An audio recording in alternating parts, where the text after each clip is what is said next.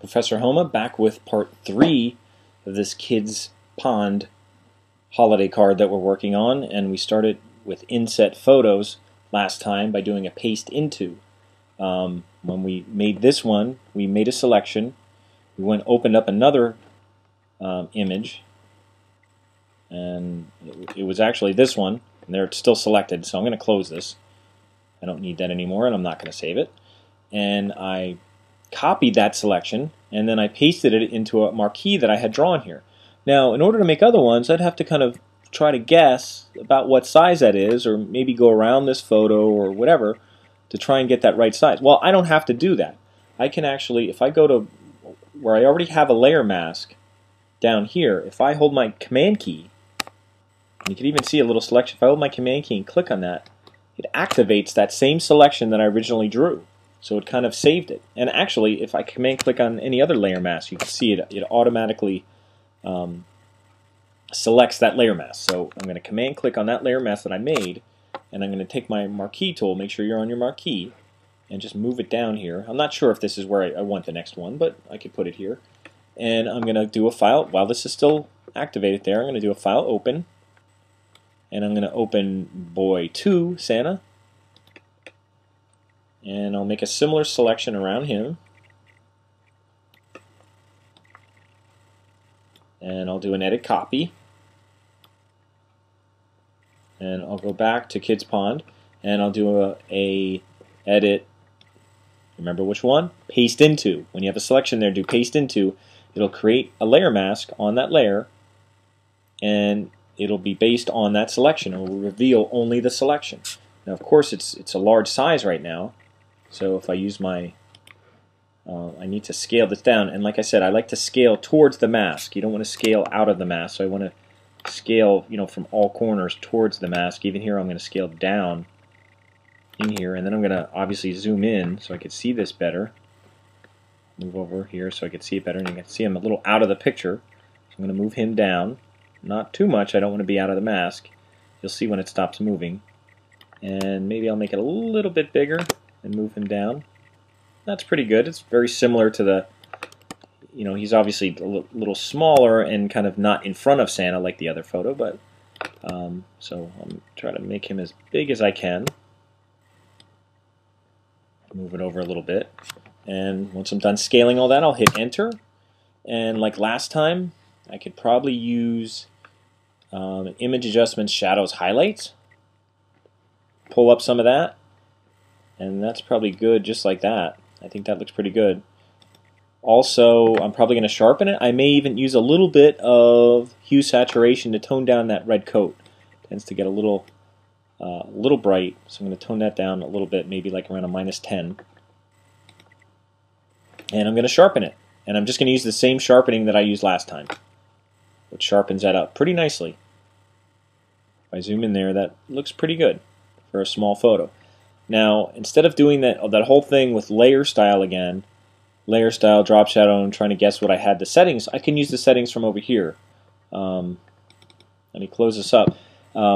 Here I have layer. If you look over here in the layers palette, for the previous layer, with the Boy 1, here's the effects. Now, if I just want to put these effects on this layer, it's easy enough. I could right-click right to the right of the word effects and go down to Copy Layer Style. Now, again, this is where I find it confusing that they call it Effects and Style sometimes, but it's called Copy Layer Style. And that'll copy both things, the stroke and drop shadow. Then I could go to Layer 3, which is this new, or which is this one, and I'm going to right-click and go Paste Layer Style. And like magic, it puts the same effects on there. The only drawback to these layer styles in Photoshop, at least still with version CS4, is that there's not one place to edit them and have everything update automatically, like the way styles work in a desktop publishing program. And unfortunately, it doesn't happen. You can save these styles and apply them to other things, but there's not one place to edit them and have everything get updated all at once, which would be nice. I'm not sure why that doesn't happen, but anyway, don't forget, if I go to move this around, it's moving around in the mask. If I want to move this thing all together, link it. Make sure you click that little link thing. Now they move together. Now I can move this here, and I can make as many as I want. Remember, I'll do one more real quick.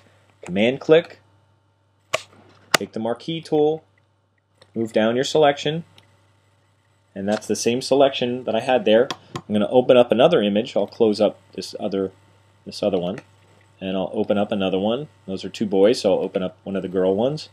I'll open up girl 1. There she is. I'll highlight her,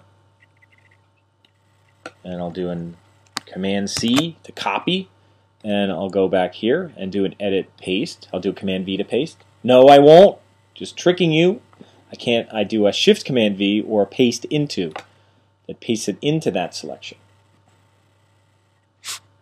And I'm going to zoom out and take my move tool and scale this thing down. Remember, I like to scale towards the mask so it doesn't go out of that mask area. So keep dragging each corner towards the mask so it stays in that little area.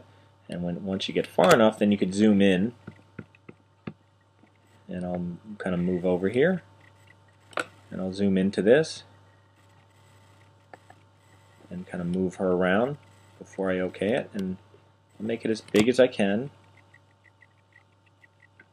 She has a nice big smile on her face, so I'll make sure I zoom in real nice to that. And that looks pretty good. And again, I'll hit Enter or Return. And again, very contrasty. Sunlight coming in, a lot of dark, so levels should be fine. But what I do want to adjust is image adjustments. I want to go to my shadows highlights. And you can see all the detail. I mean, you couldn't even see what kind of coat she was wearing. There's the before. It just looks like a dark coat. Now you can see it's like a puffy coat. You see all that detail on her coat now, even on the background a little. It's kind of brightening everything up a little bit.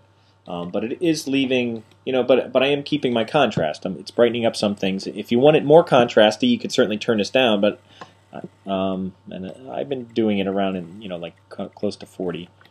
I want to keep some contrast to the photo. I don't want to. The only risk with shadows highlights, but doing too much, is you take away contrast from a photo. So if you want a high contrast photo, then you won't want to bring out that much detail. But here, since there's so much detail being lost in the clothing and stuff, I brought that out. So I'm going to hit OK. I think the saturation's OK. I'm going to use a filter, unsharpen mask. Sharpens that up real nice on a small photo. And then again, I don't have to put all these effects on it. I can just right-click over here, copy layer style, and then I could go to this layer, and I'll right-click over here and do paste layer style, and there's all my effects. So if I kind of zoom out now, I now have 3 photos done, and I can kind of move these around and make sure you link those together. And I think I'm going to stop here with this project. This is, I think, part 4.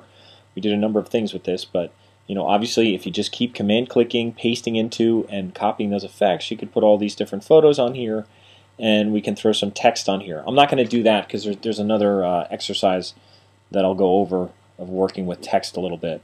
One more project that we did the last day of class to finish up our semester. So, but I'm gonna stop here with this. With my layer masks created by paste into. This layer mask was created by reveal selection after using the quick selection tool. And we have a nice little composite here. And we're using some image adjustments like levels, shadows, highlights, hue, saturation, photo filter we may use here and there, and on some other projects. So we're learning to be very detailed, and we're doing also some sharpening here, unsharp mask to sharpen up, particularly when we do a lot of scaling on here. So